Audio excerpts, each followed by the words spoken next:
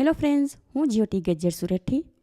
આજે હું તમારી સાથે એક ગામઠી શાક, વાલનું વરડું એટલે કે કઠોળમાં જે વાલ હોય એની ભાજીનું શાક કેવી રીતે બનાવવું એની રેસીપી શેર કરીશ.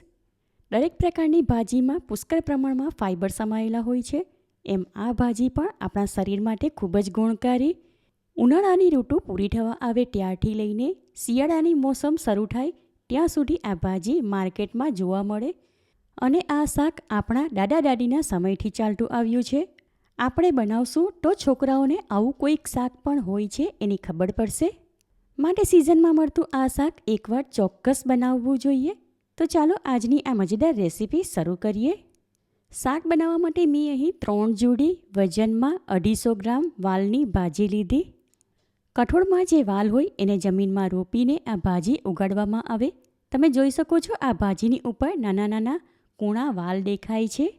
ભાજી આવી નાની હોય ત્યારે જ એને જમીનમાંથી મૂળ સાથે ઉખાડી લેવામાં આવે, માટે એની ઉપર ઘણી બધી માટી લાગેલી હોય છે. ભાજીની જોડી ઉપરથી બંધિયું હટાવી વચ્ચેથી એકવાર ચેક કરી લેશું, કારણ કે ઘણીવાર ભાજીમાં વચ્ચે ઘાસ હોય છે અને જો ભૂલથી ભાજી સાથે ઘાસ ખવાઈ જાય તો પેટમાં ગડબડ થઈ જાય. હવે આ ભાજીના ઉપરના પાન અને વચ્ચે ડાળી સુધી એને ઝીણી કાપી લેશું.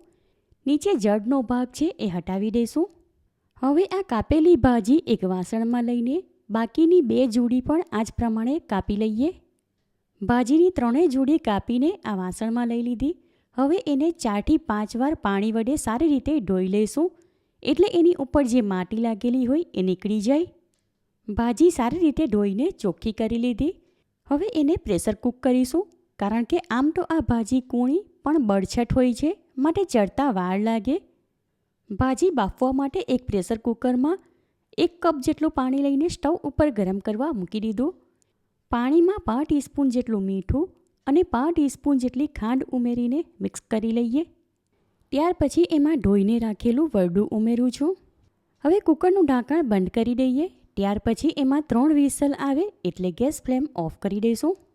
વરડું બાફી લીધું તો હવે એનું શાક બનાવી લઈએ. એના માટે એક પેન લઈને સ્ટવ ઉપર ગરમ કરવા મૂકી દીધી. ત્યાં ગેસ ફ્લેમ હમણાં મીડિયમ તરફ રાખીને પેનમાં 2 ટેબલસ્પૂન જેટલું તેલ લઉં છું. તેલ ગરમ થાય ત્યાર પછી એમાં અડધી ટીસ્પૂન અજમો ઉમેરીને મિક્સ કરી લઈએ. હવે થોડી સેકન્ડ પછી એમાં 5 ટીસ્પૂન હિંગ ઉમેરું છું. એને પણ થોડી વાર માટે સાંતળી લીધા બાદ એમાં 1 કપ ઝીણા કાપેલા કાંદા ઉમેરીને મિક્સ કરી લઈએ. જેમ વાલની દાળ કે સળંગની દાળ આપણે કાંદા સાથે બનાવીએ એ જ પ્રમાણે વાલનું વરડું પણ કાંદા સાથે બનાવશું.